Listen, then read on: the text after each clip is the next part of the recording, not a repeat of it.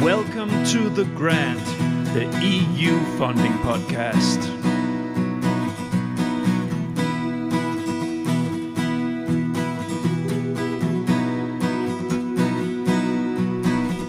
The Grant. My name is Niels Winter, and I'm the creator, editor, and host of The Grant. The Grant is an independent podcast initiative with the ambition to dig into all corners of the EU R&D funding system and topics of interest for the full EU R&D funding community. It is time for yet another introduction to a funding scheme in The Grant. The Marie Skłodowska-Curie Actions is a very popular funding scheme among the European research community. The funding scheme focus is on exchange of researchers, and it offers fairly accessible funding for the research activities to do abroad, as well as covering costs of transferring and living. Of course, the grant is also going to offer an official introduction to this funding scheme. For this, I have invited my good old podcast colleague and independent grants consultant Ilaria Rudisi into the virtual podcast studio to take us all through what you need to know to approach this funding scheme, including structure of the program, how to apply, and evaluation regime. In other words, researchers of Europe, pay attention. Please enjoy.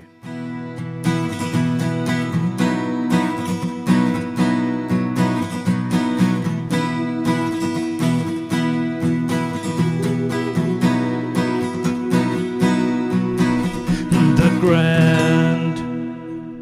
Welcome to The Grant, the EU funding podcast. Today we are going to have another introduction to another funding scheme. This time it's on the Horizon Europe, and I have a good old podcast colleague, you can call it, on board, and a good old guest in this show, a friend of the house, on board to helping us, taking us through that. Ilaria, welcome. Welcome. And shortly, before we do anything else, for anyone who doesn't know who you are, can you present yourself shortly? Yes, of course. I'm Ilaria Rudisi. I work in Italy as EU grants consultant, and I'm also a podcaster. I run my own podcast on EU grants that is called Dinamica Europa. Indeed you do. And it's not that long ago that I released the conversation you and me had together with Thomas from Slovakia about how to podcast around these things. So if you have any interest out there in how it is to podcast around EU funding, I recommend you to scroll through my episodes. I don't remember the exact number. Scroll through and you'll find that. We're going to talk about and I have to look at it to remember how it's the full name. So the Marie Skłodowska-Curie Actions program. Yeah? Yes. They changed that from was that from FP7 to Horizon 2020? They added the Polish name to have the full origin of Marie Curie, because many people perceived her as being French. But she was actually Polish French, and that makes it difficult for everybody else than people from Poland to pronounce it. Yes, of course, it's a little bit tricky.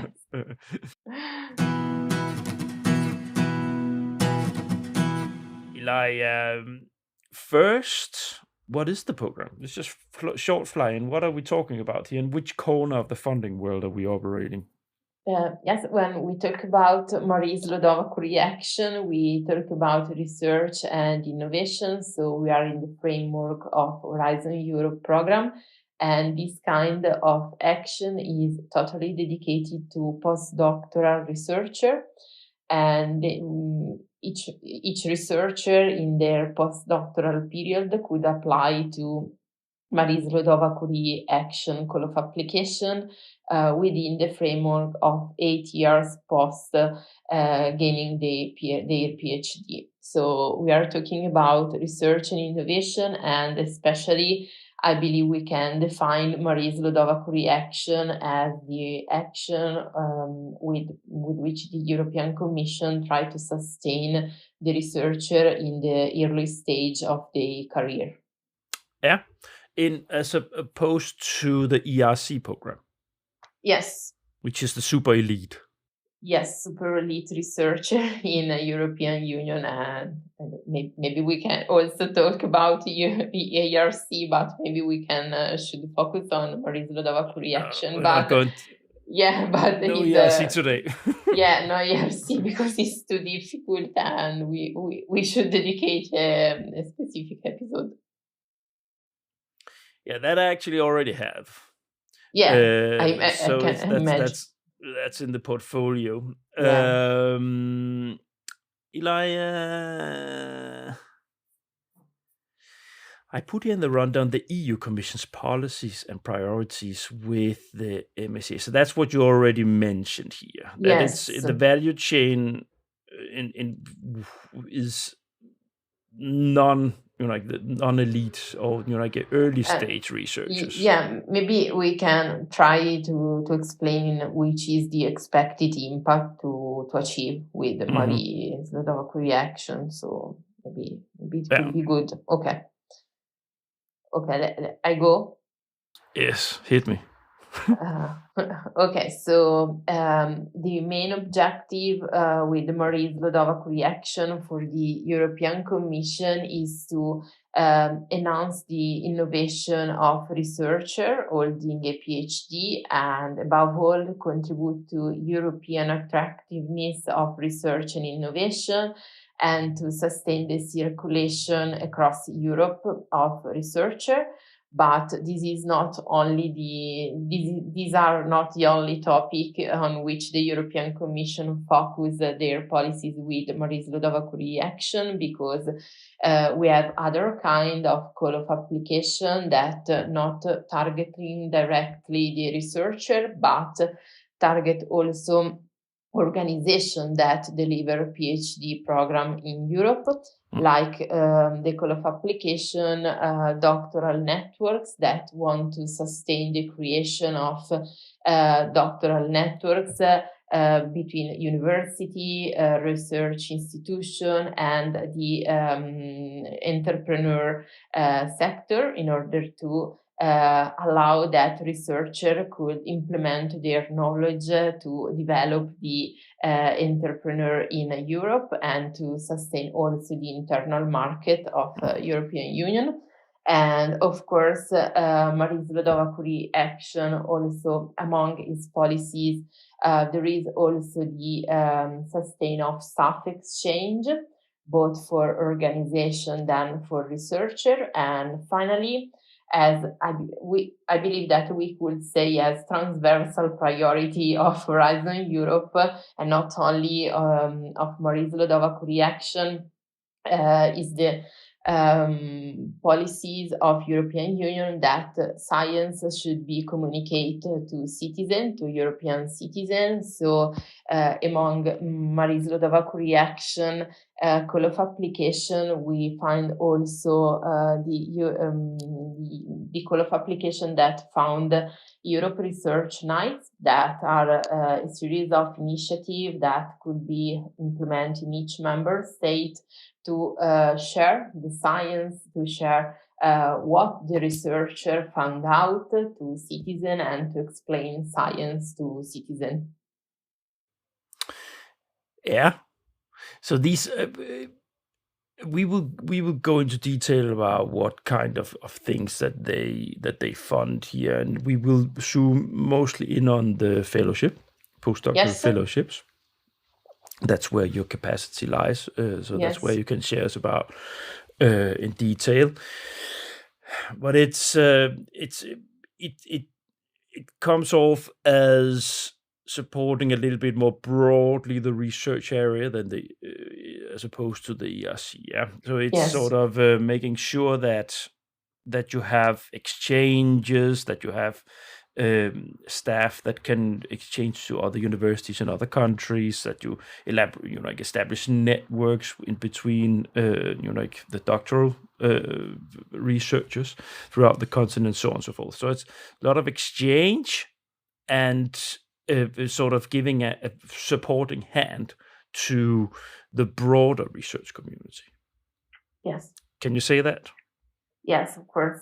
Yeah. I agree with you. Yeah. And I believe that this is under Marie Skłodowska-Curie Action, there are special opportunities for researchers in the entry level of their career, because they can get found to develop as a researcher, and maybe in the next future try to apply for more difficult application like ARC, or maybe they can try to get accustomed to European project and then maybe participate to an Horizon Europe, and maybe they can also try to look outside the academic world and look and start to work with enterprises where maybe they can develop the research and innovation they study during their PhD or they develop after their PhD. Yeah. Now we already sort of sketched the structure of the program. Yes. Because we have these 5 different areas that are mainly, so that we sort of have mentioned. But can you share a little bit with us how have they built up? So what are the typical project activities? The classic project under this program. Yes. Okay. So do you want that I focus on each kind of call of application, or maybe we can focus only on postdoctoral fellowship? We focus on the postdoctoral fellowships. Okay. So about the postdoctoral fellowship, that I believe is the most knowledge measure and call of application inside Marie Skłodowska-Curie Action, because if we look at the number of last year, the European Commission received about 8,000 proposals, and they will be able to fund over 100,000 projects, because the money finished. And so, but this does not mean that the project that did not get funded was not qualitative project, but in this case, especially on Marie Skłodowska-Curie Action postdoctoral fellowship, generally is not a matter of bad quality, but is a matter of how much money the European Commission has available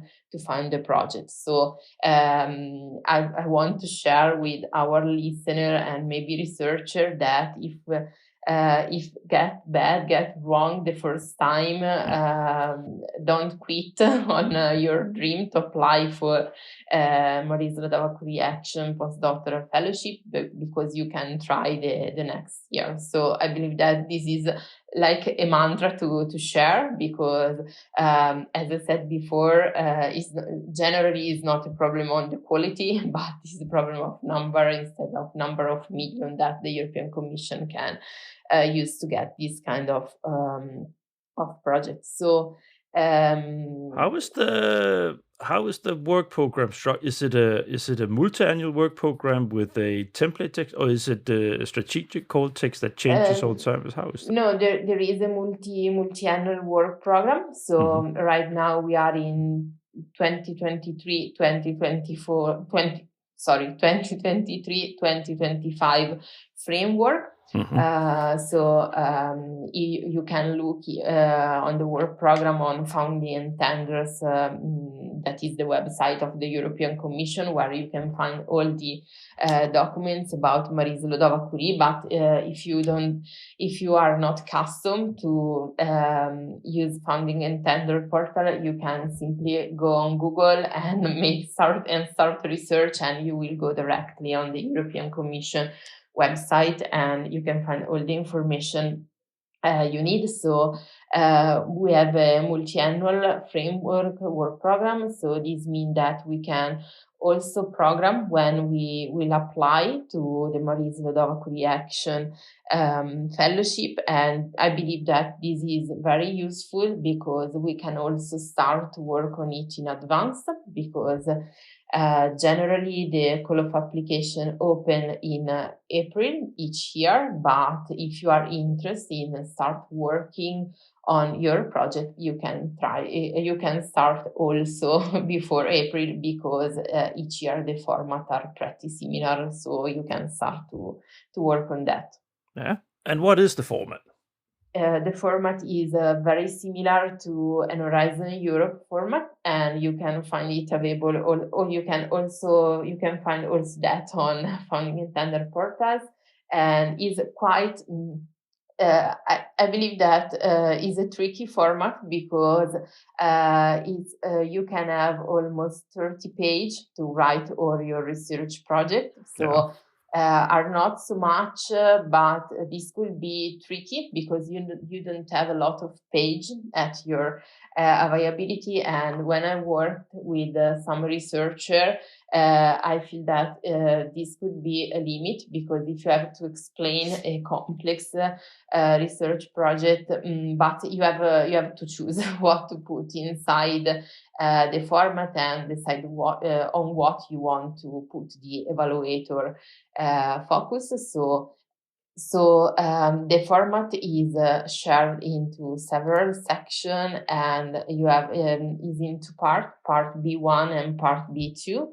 In part B1, you have to explain the research proposal, while in part B2 is more focused on researcher career, researcher track records, publication, and exchange that the researcher did in her university or PhD career. So as regard part B1, that is the description of your research project. There is several sections. The first one is excellence. In excellence section, you have to describe the quality of the project research, and especially you have to focus on why your project is innovative and how your project is able to take the topic you study beyond the state of the art, because of course the European Commission wants to fund projects that can stimulate innovation, and not only in the research side, but considering the vision of the European Commission is that the output of research can also be used in other sector, and maybe this is more easier if we move on medicine or I don't know, physics, and it could be a little bit tricky if we have if we deals with humanities or social science. But you should try to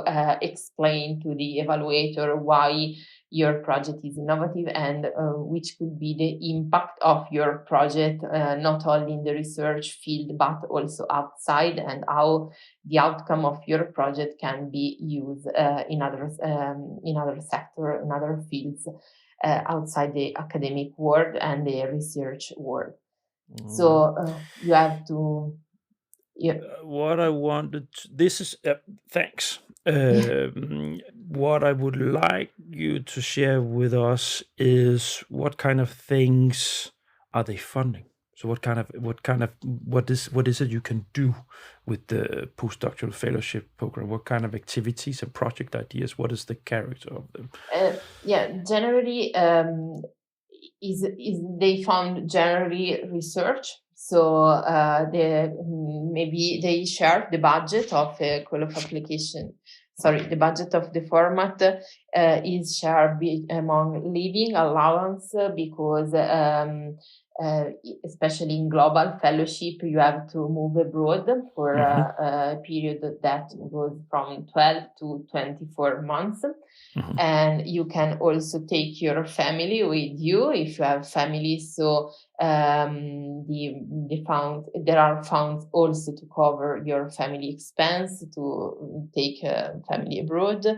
Mobility, so travel, because you have to travel around the organization, your organization and your hosting organization, research training, and all other activities. So basically personnel cost, and finally management, and you have also quota of indirect costs. So you can also ask for equipment if you need it, or maybe publication cost. So my suggestion is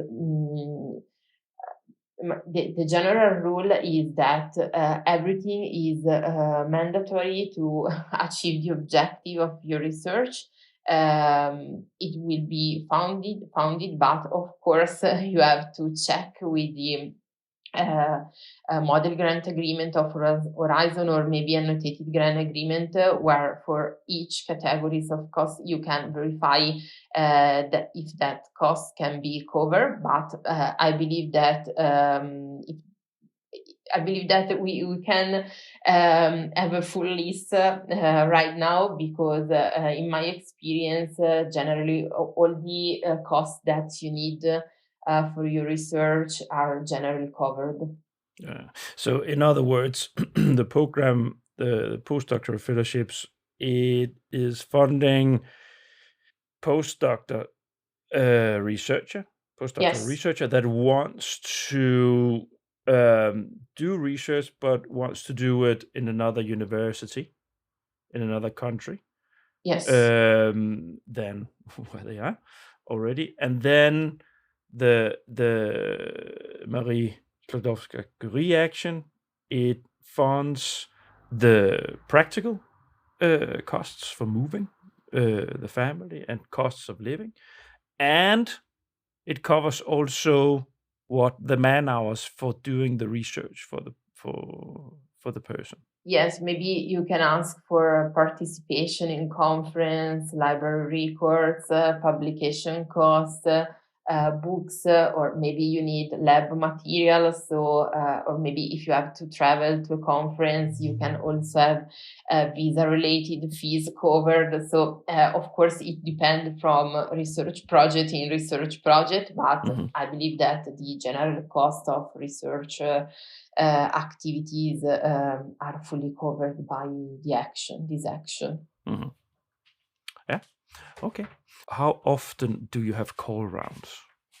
Is it an annual or biannual, or how does yes, that work? it's annual and is almost standard. So you know that the call will open in April each year, and they close it around 10-15 September. So my suggestion, of course, is to get everything you need ready at the beginning of September, so you can upload it and you can avoid a technical problem, because if all researchers in Europe upload the same days, the system, of course, will go down. So you can also proceed in this way. And generally, the evaluation process is a little bit longer, because we saw before the number are very huge. So the European Commission received a lot of proposal under Marie Skłodowska-Curie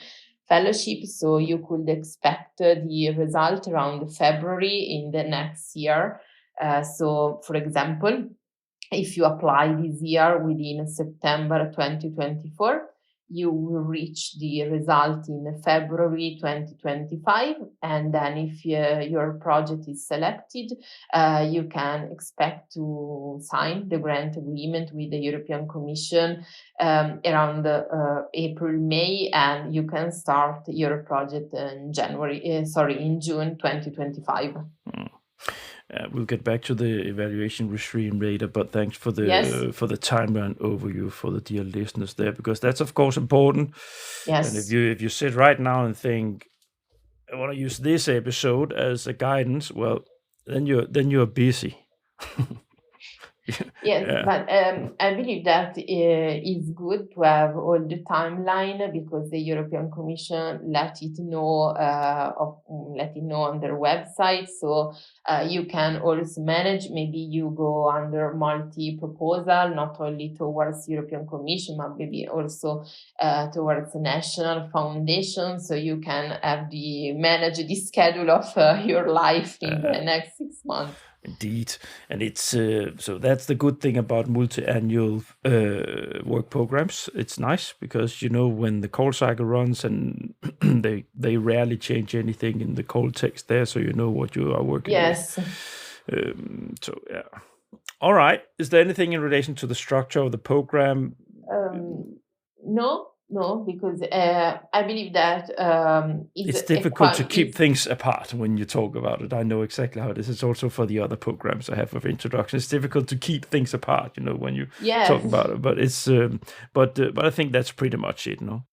Yes, but I believe Marie Skłodowska-Curie Action, global or European fellowship are quite easier to approach once you understand how it works, because the work program is quite lighter in considering other work program, and you have to check eligibility condition. But if you have a researcher and you are in 8 years post your PhD, you have the eligibility, and of course you have, if you want to participate to global fellowship call of application, you have to provide your hosting institution, because you have to spend a period abroad. So I believe it's a quite easier work program. So maybe I shared before where our listener can find more information. So maybe they can download, if interest in participation, they can download it and study the work program.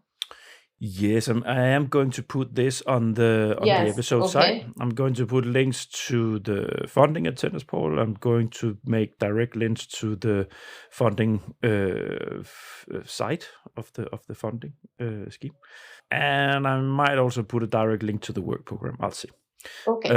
But the most important thing is that everybody that listens to this, you can go down in the episode notes. You can scroll down if you're listening to it in Spotify, you can find the link to the episode site, and there you will have all the links you'll need to move you onwards when you listen. You can even do it when you listen, parallel to us talking here. All right. Yeah, a short one. It's going to be quick. The next block, the target groups. So who's the target group to apply for this? It's obvious. Is of course researcher, and as I said before, but this is very important, because one time I had a problem with this kind of requirement, is that the researcher must have a maximum of 8 years full-time experience in research. And so there is a tool that the European Commission left available for you to understand if you fulfill this requirement, because sometimes after PhD, some researcher leave the academic world, leave the university, maybe has some experience, then come back to university to research. So you have to be sure that you are in this framework. So that's important. We're going to go back to eligibility criteria in a second. But so very simple. Target groups, so it's researchers. And I guess the different corners of the program is addressing, so you have the doctors, naturally that's doctors, postdocs, that's what we're talking about here, that you specifically have been dealing with. And then staff exchange is probably a little broader. So it's for administrative staff, I guess. Probably research managers can tap into something like this. So that's it. Basically, you zoom in on a research organization, and then you have different corners there. That is where you have the blocks funding some sort of exchange or collaboration internationally. Yes, I believe that when some organization decide to participate to Marie Skłodowska-Curie Action call of application, then can evaluate how much call of application submit in a year and define all the eligibility requirement considering the specific call of application they want to apply to. Yeah, and then of course you have they have included here these.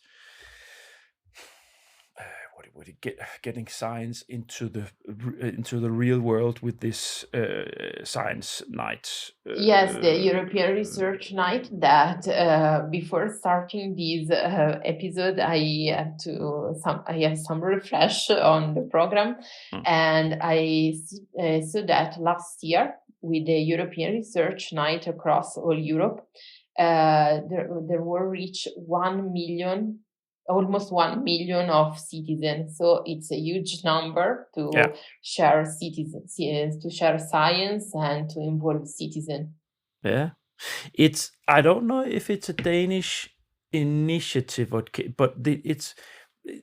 Denmark, the Ministry of Science and Technology and Innovation, it's 20 years ago or something. It's a very, very long time ago that they had this evening every autumn in October, up to the autumn holiday, school holiday, autumn holiday. Okay. And then you have this night of the research, so to say, where you can go all sorts of places. If it's open in the evening, and you can visit universities and research activities or organizations that work with research, also museums, whatever. But I don't know if that's actually the inspiration for European level of this, because I'm not sure the Danes were the first one to do it. But so I'm not gonna let my fellow Danes take the honor for that. But it's a good idea anyways. It's very popular. Yeah, and for example, under this call of application, so European Research Night can apply, can submit a project, not only university or research organization, but as you said before, also foundation, museum, or also public authorities. So I believe, as many of European programs, that the best choice is to create a consortium of multiple stakeholders with different profiles, and to apply to this kind of call of application. No, that's pretty much the stakeholders. Next block, how to apply. Now we're going to talk a little bit about proposal types, number of partners, stuff, all these technicalities of how to move in. So you mentioned 30 pages. Yes, you have almost 30-page available. Standard, horizon, excellence, impact, implementation. Yes, maybe I can explain that. Of course, the first things you have to do if you want to apply to Marie Skłodowska-Curie Action, Global or European Fellowship is to log in, to create your account on Funding and Tenders portal. That is the only database, that is the only website of the EU grants, and is the only way to submit your proposal to European Commission. So I suggest to create an account as soon as possible when you decide to apply for Marie Skłodowska-Curie Action, in order to in order to create your profile, to link to your organization, and to have everything set and ready to create the application. Then you have to create your application. And there is, as I said before, there are several parts of the application. One is online, so you have the electronic format that is called Part E. And here you have to provide general information about your project. So proposal title, scientific area. This is very crucial when you select it, because when you select your scientific area, this is needed to combine you with an evaluator that has a huge background on your topic. So you have to select it with a lot of attention. And you have also to define the descriptor of your proposal, and also choose the right descriptor, or the most proper one is crucial to get the right evaluator, so an expert in the field of your project. And I believe that this is our aspect to take into serious account, because sometimes researcher, or maybe also, I don't know, maybe also some colleague, I don't know, take care of this kind of online format as last things, but you have to give the right attention also to the administrative part of the format, because it's very important. Okay, so this, people out there, the last thing Ilaria said here is very important, is not last minute, not another person. No, look through this a month before. Yes, of course. So you can take all the time you need to choose the right descriptor, because choose the right descriptor means choose the right evaluator, and I believe it's very important. Yeah. And it's And then, also as us, Eli, as you as a current consultant writing grants, and me as a former grants consultant, there's always a time where you are stuck with something else, where yes, of course. you sit and you cannot move on in the period where you prepare the proposal itself, where you get a little stuck. You give the brain the the break and sit and do these things, because that's about addresses, that's about CVs, that's about stuff like you can copy paste or adjust, like it's and then this, what area Yes. you are working within. Yes, and then you will find other information, and maybe if you have a stop in your research career, you have to justify what you did when you leave the research. So maybe professional experience outside the research, career break, or maybe maternity or paternity leave. So you put the number of days, and then the system will count for you. So this is also important. Yeah. Yeah. It's important people to be aware of. You need to be accountable for your research career. You need to Yes. document it. Yeah. Yes, and sometimes it could be very difficult if you don't have a track to have a full vision. But once again, if you start in advance, you won't have problem about that. And then you have to explain you have to select your best publication, and of course, I'm sure that researcher has have a lot of publication, but is not about quantity, but is about strategy. So please select all the publications that are compliant to your project and that can express to evaluator that you have a good knowledge and good know-how on the topic of your research project. Yeah, and here, for listeners used to Horizon Pillar 2, Yes. innovation, big innovation and research projects, there you also need to put this, but this is something, those are proposals where less weight are being put on what you put in Yes. this list, obviously, because the project above is so big, and that's something as right here. It is vital. Yes. Because you show this is what you've been doing with your research, so it's very important what you put on that list. Yes, and then depending of the kind of topic you focus on, it's possible that you have to fill in ethics and security format. Maybe if you are a researcher in trial that involved human participant, or you work with human bodies, or you deal with personal data, so you have to provide the evaluator with all the information that you respect the regulation, not only European regulation, but also your national regulation. And also maybe if you work with animals, you have to provide a series of information about how you treat animals, which kind of protocol do you follow. And so this is why the administrative part of the format is not something to do last minute, because it's almost, I believe that join with the part B is the core of the project. And so this is the part E, so the administrative format, and then you have to attach the part B template, that is the format where you described your proposal. So I don't know if you want to explain to the listener how it's composed, so maybe which kind of topics you have to include. Yeah, try to hit me.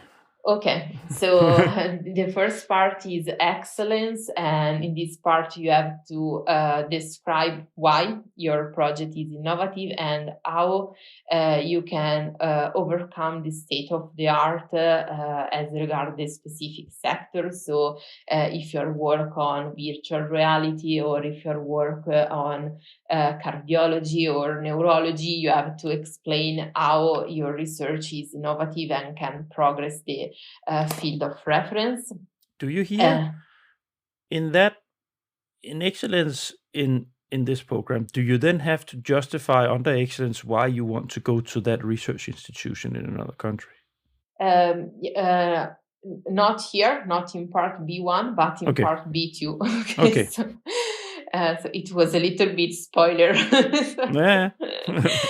So this is about the excellence, and of course you have to define objective of your research. So it's a long path of research, 12 to 24 months, and if you opt in for global fellowship, you have 12 to 24 months abroad, and you have a returning period of 12 months. So it's a long period of research. And methodology.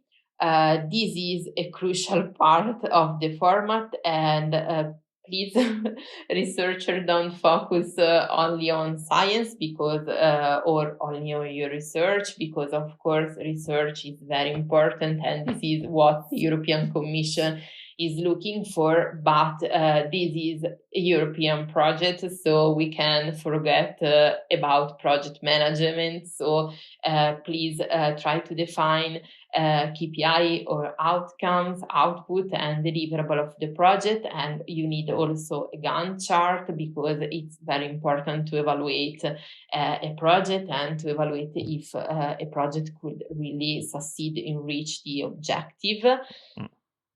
And so in this section, methodology, you have also to explain how you fulfill the open science principle, because are EU grants. So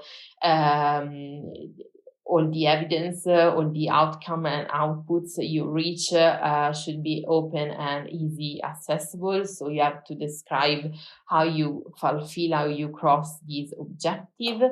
And you have also to explain how your research is gender balanced. And in my experience, this is not always possible, because of course it depends on the topic of the research program. But maybe you can try to write maybe 4 or 5 lines, or of course maybe you can try to write more. I actually did a specific episode with these guys that is making diversity in research podcast, and they gave some tips where you can stand a little bit out. So simply just spend an hour or two or something like this, Google your research area and diversity or gender, combine these words and then see if there's anything out there in relation that can inspire you and say, okay, just make a minimum effort, because if you do so, it's going to stand out positively to show that you actually have an overview enough of your research proposal here, so you can actually also share with the evaluators how it corresponds to a gender related discourse. Yes. So I will take the advantage of this kind of episode, because sometimes I'm a little bit difficult when I have to write gender. Yes, of course. And then you have to dedicate some page to quality of training and quality of your supervisor, because when you start a researcher project, of course, you are in an entry level of your career. So you need a supervisor, and you have to justify why you choose that supervisor, and if you have already worked together. So this kind of information. And of course also you have to explain your professional experience, competencies and skill, and how you want and what you want to achieve at the end of the project, because of course you will improve as researcher. And finally, there is the impact section, and I believe that we crossed these topics several times during this episode, because you don't have to consider this kind of project only as research project, but you have to provide outputs, outcome, or deliverable that could be used also in other sector. For example, last year I work on project on virtual reality to study the impact of virtual reality on society. And of course, this goes also in the direction of European law. And so maybe the output and the outcome of this project could also help the legislator. So you have to have an open mind when you try to describe the impact, and of course how also dissemination and exploitation of the result of the project as a should be a light in your proposal. So then of course as I said before, you have to focus also on project management content that I know maybe the researcher don't love it so much, but you have to approach it, no choice. So please provide some deliverables, some milestones, and also risk management. Because it's a long project, so something could happen, some challenges could happen, and you have to provide the evaluator that you are aware of this kind of challenge and which kind of procedure you will put in charge to face this kind of challenge. And finally, we reach the part B2, where there is your CV. So publication, articles, conference, and so on. Yeah. The thing is here, of course, this kind of research application, you're alone. The research, there's no other partners to hide behind. It's not. Yes. That's those partners part. That it's everything. It's you. Yeah. So of course that can probably for some be a little bit intimidating. That it's like everything in that application is related to you and what Yes. you want to do and what so it's of course I think both Ilaria and me would recommend you to take some sort of support if you're doing this for the first or second time. But if you have some universities, of course, they have project support officers in the universities. Not all. Some do use that. If you don't have, then use NCPs from the country that you're related to just give you at least a little bit of guidance, or where it's because you can be through this process of developing this application, you will be doubting, you will be confused, you will be like in oblivion how to do the different some sections and parts and so on. So it's now Ilaria and me, we're trying to give you a hand here, but it's use the support that you can find. It's very important to, because nobody is never alone. Yeah? So if you reach out, then you get some help. Yes, and here in Italy, some universities start to give voucher to the researchers, so That's nice. they can ask for an external consultant. And so I believe that also this, maybe you can also ask to your university if there is this option. Indeed. And you might even have nationally some countries, Yes. some centrally government administrated support functions, cigar boxes with some money to support for the proposal process that Yes. can give you a little bit of air relief and support. So I'm just checking here how to apply the funding rate. Yeah. Okay. So about funding rate, there is no a fixed amount because it depends on the it depends on the duration of the project, and also if it's a global fellowship, it depends of the country coefficient. So the system will calculate for you the total amount of the research, and you can try to simulate it on funding and tenders, because it depends on number of months you will spend on your hosting institution. Okay. And so I believe that is important to have this simulation, because you can also to try to parameterize your activities in the project, and you can really understand what you can do. And of course, more longer is the project, more money you will get for that. Yeah. I think this is probably an exercise you would need to do with one from the finance team Yes. at the university. Maybe they even know already how to do it. Yeah, because I believe it depends also on the country and the cost of living in the country. So there are a lot of elements that can change. So I believe that before deciding what you want to propose, you have to know how much money you can get. And here it's of course a little bit special in relation to from other funding schemes, because Yes. the one applying for funding is not him or herself handing in the co-financing. Yeah, Yes. it's the organization they work for. So here it's they are sort of free of the responsibility of finding the funding for their own money, so to say. Yeah, but here it's a matter of, so here for you, if you sit out there as a PI applying, you need to take this with your your research team lead, your the management of your research team, on whether there's funding at the university to do something like this, how many they can take each year. You probably have a limit at the university how many can apply for this, but that's would be very, very individual from university research organization to research organization. Yeah. Yes. Yeah.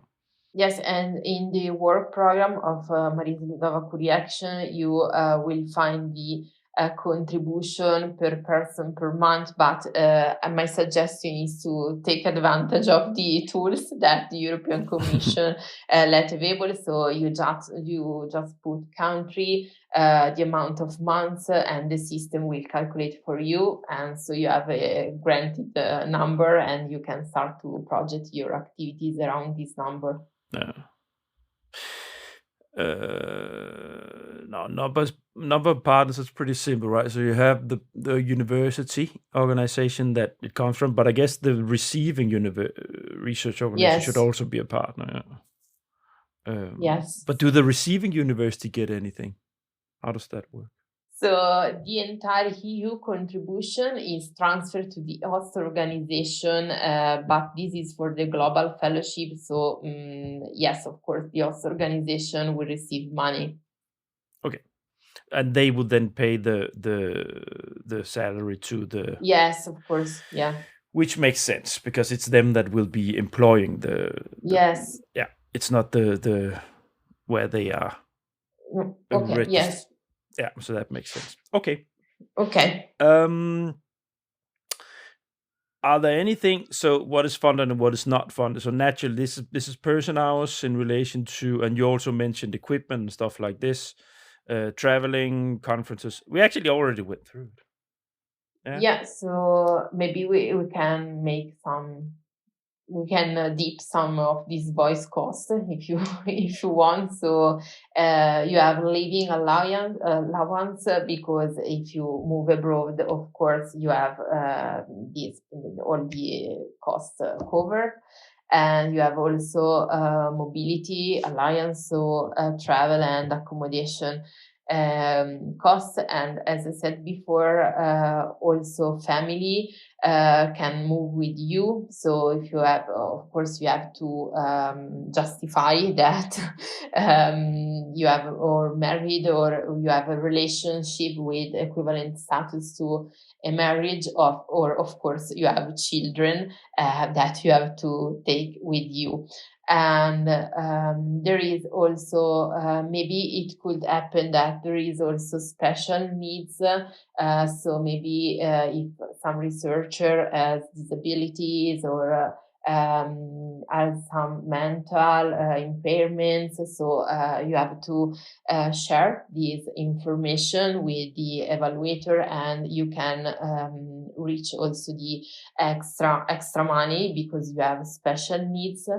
And then we have the typical cost of research. So as I mentioned before, you have participation in conference, lab material, books, publication costs, or travel and accommodation costs if you want to participate to conference to disseminate the result of your project. And there are cover also management costs, so the personal costs for project management, and you have a quota of indirect costs, but there is not a fixed amount of, there is not a fixed percentage of indirect costs as are common in other funds, but you have 650 euro per person per month that are identified as management and indirect contribution. Okay. So once you put in the system that you will say that your project will last 12 months, the system will multiply 12 months for 1,500 euro, and you have the total amount of management and indirect contribution. Okay. So yeah, I believe that it's all about the cover cost. And my suggestion is, if you have a doubt, because maybe you want to cover a cost that is not clearly mentioned in the work program, you can ask directly to the European Commission, because for Or the NCPs. Yes. Yeah, because for each call of application, you have also the national contact point, and so you can understand if this cost is covered or not. So don't quit just because it's not written in the work program, but you can ask for clarification. Okay. I think we're almost there. Eligibility criteria is that you mentioned something about length of research or duration, or is there anything specifically to be aware of here to be able to apply? No, I believe that you should check if you are in this framework of 8 years, because it's really the only criteria to apply. And of course, if you want to opt for global fellowship, you need a host institution. So I suggest that when you decided to apply for this kind of call of application, you have already an agreement with an host institution, or maybe you have worked or you have spent some period in this host institution, so they can provide the letter of support that is a mandatory attachment of the proposal. All right. Thanks. And of course, but I don't believe we have to say that, but only one proposal per researcher, so you can submit multiple proposals just to just to understand what happened. Just one for each researcher, because they already received a lot of proposals. Don't make chatbot proposals. No. No. All right. Evaluation. Let's talk a little bit about the evaluation regime. So proposal deadline in September, you said? Yes, proposal Then deadline they is have, September. how long do they give themselves to get, you said something about February. Yes, so almost 6 months. So almost, no, yes, 5-6 Yeah. months, yes. And what happens? How many evaluators are evaluating each proposal? Do you know that? I don't know, but as I said before, it's very important to identify the category of your proposal, because the evaluator are divided into class of evaluations. So we have 8 main evaluation panels. So we have chemistry, social science, economical science, life science, and so on. So please pay attention when you selected this kind of information. So they put the evaluators into groups. Okay. Yes. Yeah. Yeah, and if we read the work program, they talk about panel of evaluators. So probably it's 3. I don't Probably believe it's 3. it's 1. Yeah, maybe it will be 3. Yeah, but it's not light in the work program. Yeah. And maybe, I don't know if we want to go on ex equo proposal or maybe, but the general rule is you have to gain 17% on 100%, because the evaluation scheme is in percentage, not under point as other application. Okay, so I don't have points. Can you explain that, how that works? Yeah, so the award criteria are divided into 3 pillars that are excellence, impact, and quality and efficiency of the implementation. So each one of these pillars has a weight in the evaluation. The most important is excellence, that weight 15%. Then we have impact with 30%, and finally quality with 20%. Okay. Yeah, so it's weighted. Yeah. So you can reach 100%, and 100% is really a wow proposal. So yeah, but the proposal scoring should be the minimum proposal scoring should be 17%. And if your proposal reach 85%, but you can't get funded due to the lack of budget available, you will receive the seal of excellence. That it could be very useful if you will apply to other grants, and especially, of course, for your track record. But if you apply for National Research Fund, it's a good seal to have to yeah, and the seal of excellence they introduced some years ago, when the commission realized that there are a lot of absolutely perfectly implementable projects that do not receive funding just because they're simply not resources enough available to fund. Yes. So in order to answering to criticism around this, that you have perfectly strong consortia that has done like something that's extraordinary in the proposal end, but then they don't receive funding. The criticism around the resources that are a lot of resources put into these things and are not awarded. They said, okay, we're gonna make a European Union seal of excellence. That means that's gonna give you a favorable position if you want to apply for national funding. Because if you don't remember wrong, when they launched the STEP platform last year for startup and other innovation, there is a rule that if you get some seal of excellence, you have a preliminary position when you apply for other call of application. But this could be a useful information, but this is highlight how gain this seal of excellence could be very useful, only even if unfortunately you can get funded on your Marie Skłodowska-Curie application. Yeah. Anything else? Or not? I guess that's the most important thing about the evaluation. Yeah. But the thing is, Yeah, it's like this that within any other funding scheme, it's important to understand what you're being evaluated up against.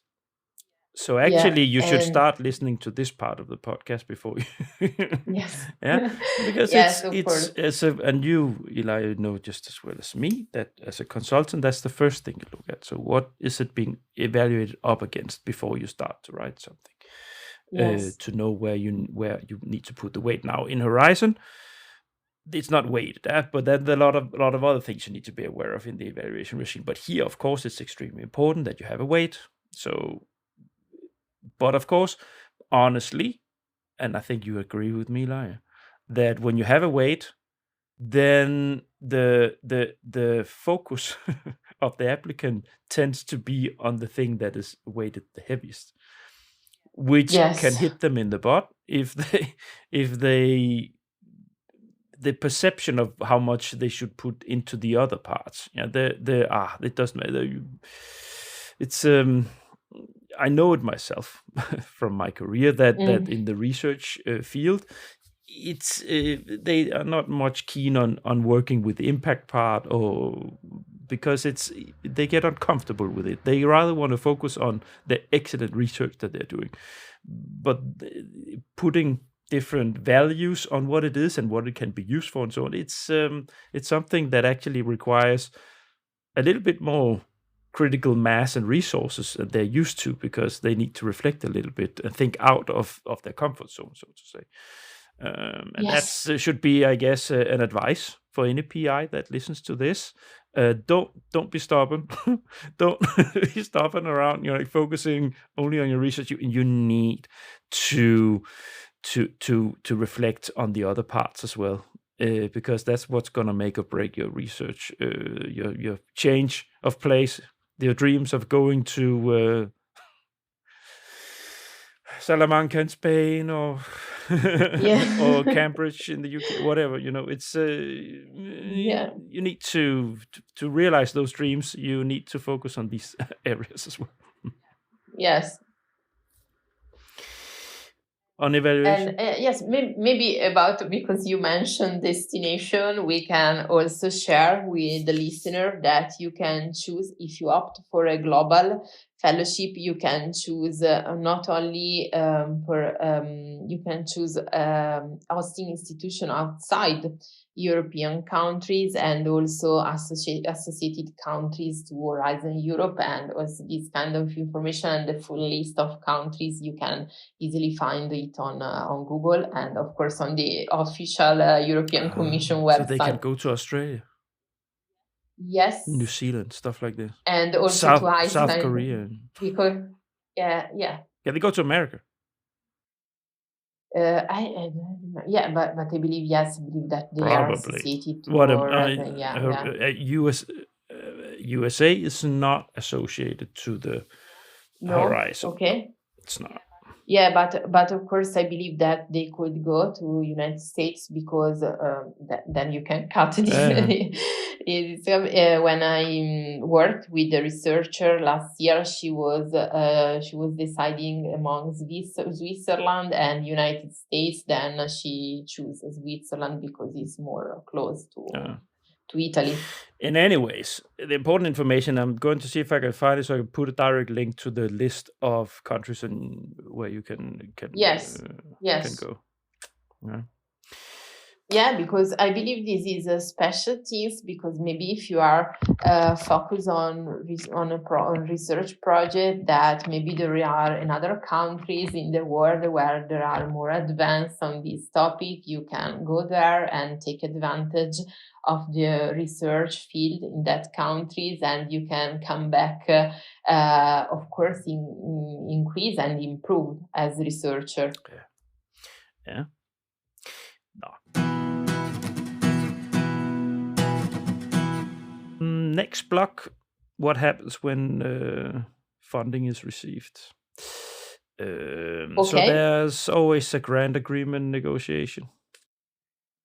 Yes, there is a grant agreement negotiation, and the European Commission provide that this phase lasts around 2 months, but it does 2 mean that months? we negotiate. We will, no, but it does mean that we will negotiate to the European Commission for 2 months. But if we look to the timeline of Marie Skłodowska-Curie Fellowship, they say that from April to June it will be the grant agreement phase. So it means that it covers all the project funded, because when it's your turn and you sign the grant agreement, you can start your project. So indeed, they provide that the project could start from April to June, and I believe that it depends only when the European Commission call you to sign your agreement. And of course, when you sign your agreement, the European Commission will ask you for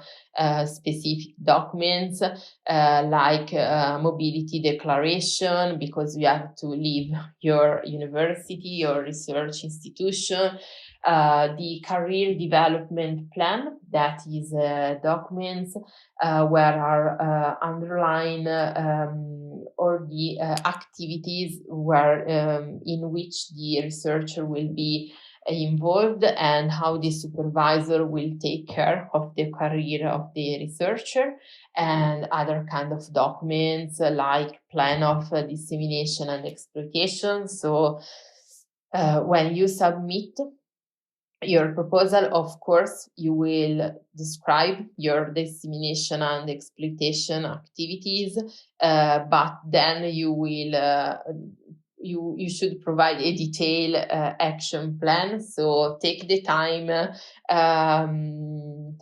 of the evaluation to make almost a draft of your dissemination exploitation, because also in that sometimes researchers are not engaged, because they say, okay, we participate to conference and we publish some research, but the European Commission is asking for more about that. So you can also try to exploit digital. So maybe you can use Twitter or LinkedIn to share the result of your research. So also take time to think about that. Yeah, or you can reach out to the grant and ask if you can be a guest in my show. Yes, of course. It becomes a little meta level now. Yeah, but I believe right now it's very simple to reach a lot of people. Of course, it's an effort, requires time, but maybe you can open an Instagram page for the project, and so there are a lot of options, and of course also podcasts that we both really like. But yes, this is a special. This is an aspect you have to take in consideration. So my best guess is that they take, because there are so many that they need to negotiate with, because it's one person. Probably also the host send a representative, I guess, to these negotiations. Yeah? Yes. So you have, but 2-person negotiations like this, they have a lot. So my best guess is that it's a couple of hours. And if they have any questions on specific things on the budget or technicalities, or this plan, career plan, whatever, then to be adjusted, then it's my best guess is that it's pretty industrialized, because they have to do so many. So do's and don'ts. Do you have some good tips? Yes, maybe we can summarize what I said before. So do is to start before the opening of the call of application, because we know that each year the call will be opened in April and will be closed in September. So don't start work on that on July when the call will close in September. So for example, we are at the end of June. So according to my opinion, I will suggest to move to 2025 and not to try to submit the application within September 2024. if you decided to start right now, because 2 months are very few time to work on this kind of. You can wave goodbye to your summer holiday anyway. Yes, yes, of course, and take care of the administrative part of the format, because you don't have to think, okay, I will take care of that at the end. I want to focus only on science, because when you submit to a Marie Skłodowska-Curie Action, or maybe an ARC or Horizon, of course, science and research is crucial, is the core of the project, but is not only the project. So as we saw in this episode, there are a lot of other side aspects on which you have to focus. So give the proper attention to all the pillars that compose your proposal. And maybe get someone else to read it.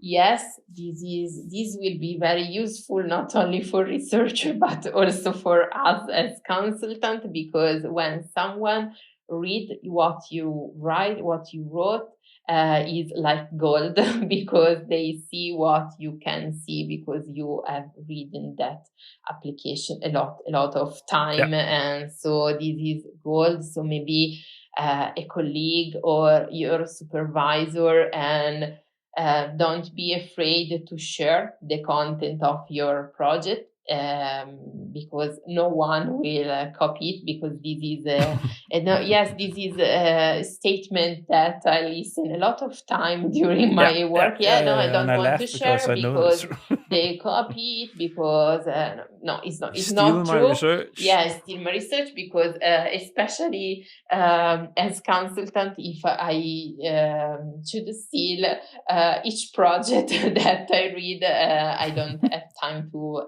do anything else in my life, and this is not our objective. And so we are here to sustain and support you, and also accept advice, because especially if you work with external advisor, accept advice. So if we suggest to move or cut a statement, or change an image, or maybe add some image, because I believe it's important also the graphic of the project, because yes, of course, it's a research project, but we would like also to engage the evaluators. So maybe we can put some chart, or we can put some infographics, and because put pictures, visuals, and something, and also a little bit of colors, just to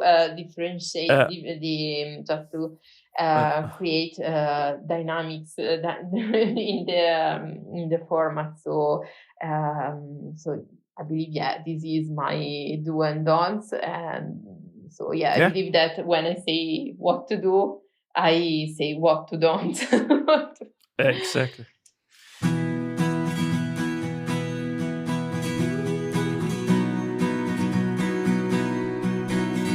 The Grant. Yeah. That's it, Ilaria. Actually, we did well here.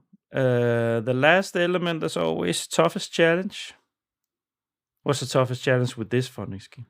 I believe the toughest challenge is to understand, sorry if I repeat it, but is to understand that it is not only about research, because you are submitting a project, a research project. So research project means to join two different words, the world of research and the world of project, and especially the European project. So you have to know some technicalities, and if you don't know, ask for technical help, or ask to more experienced colleague, or maybe your supervisor has already gained some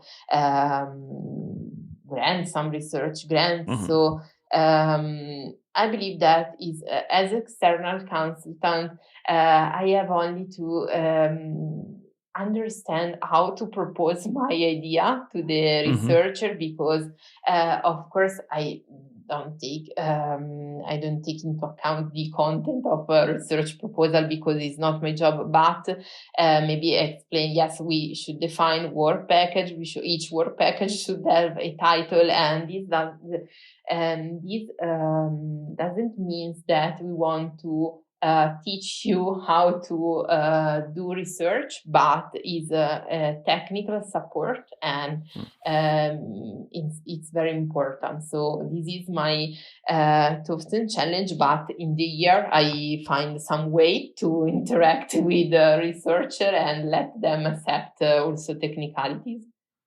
Look, it's been a topic of and something that has been discussed or shared before in this in this podcast. Yeah, researchers are the most wonderful people in the world. Yes, they of course. They are so dedicated. They would take their right arm off if they could move forward with something that they've been struggling with for 20 years. They are so engaged, but this also means that when it comes to something like this, where they're out of their comfort zone, if they're not used to it, they can be very, very stubborn. Yes. They can be that stubborn and rejecting in relation to critical mass, in relation to how to build up a funding application. It's different from doing a research paper. It's different from following this world that they have been working within for years or decades even. It's different. And that is sometimes takes a lot of, social capacities. Yes. as an external help, but also for you guys out there that are research managers. I also talk with some research managers on this podcast. That as a person there facilitating support for within the research world, you need a lot of psychological and social capacities to calibrate with each person. Yes. And each person's temper and nature and so on, because exactly this dedication to what they do. Some are easier, often research managers would say, often the younger ones, they are more curious on how to get external funding, how this world works. The older they get, the more the tendency is to be very focused on what they do and be a little bit more challenging to work with if you call the shots in relation to critical mass. Yes. They should remove that section or remove those 10 pages because they don't add anything to the understanding of describing the problem. Yes, or maybe last week I read a research project and I don't understand what was the focus. So I said, I don't understand. So if I don't understand, I believe that maybe also the evaluator could be in the same situation. So now we are working on that. It's very simple, and all researchers have to understand that if you go for funding, then you need to be able to tell what you do to any adult. Yes. With a certain level of education. Yes. Yeah, you need to be able to explain what it is you do, and especially to people like us. Yes. People with an academic degree of some sort, masters, even bachelors, whatever. You need to be able to tell ordinary people what it is you do. Yes. No matter how complex it is. No. It's and that's very provocative for some researchers to realize that. I don't explain anything. And sometimes I am the leading researcher within this world, leading within my field. And sometimes I experience some difficulty because I'm very young. And maybe the age. So I believe they think, what was this young girl? But I can easily imagine patronizing. Yes, but it's like my this, job. Well, you're an Italian. You know how it works in Italy, yeah. So, yeah. You grew up in it. Yes, but I want to stay here and try to change how the things work. Well done. Yeah. Kudos for that. No, we're done. Okay. Yeah, we managed in an hour and 20 minutes. Yeah, it is always a pleasure to chat with you about Hugh Grant. It's wonderful to have you on board. Now, let me just shut off the program before we say goodbye to the listeners. So, dear listeners, thank you so much for listening to the end. I hope that all of you out there that has an interest in this specific program, that you got a little bit more wiser. You got some critical mass, you got some inspiration, and some guidance on how to approach a proposal under this program.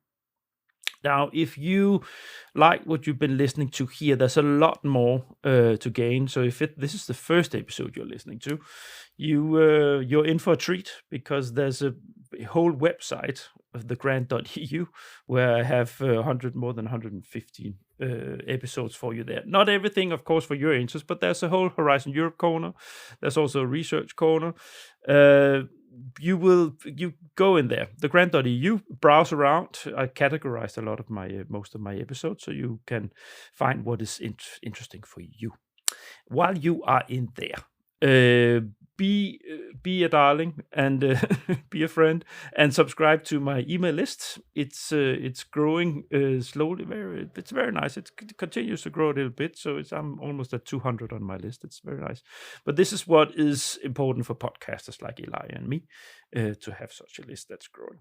So if you have any sympathy with what I'm doing here, by all means, do subscribe to that. Finally, connect with me on LinkedIn, because that's where the fun happens.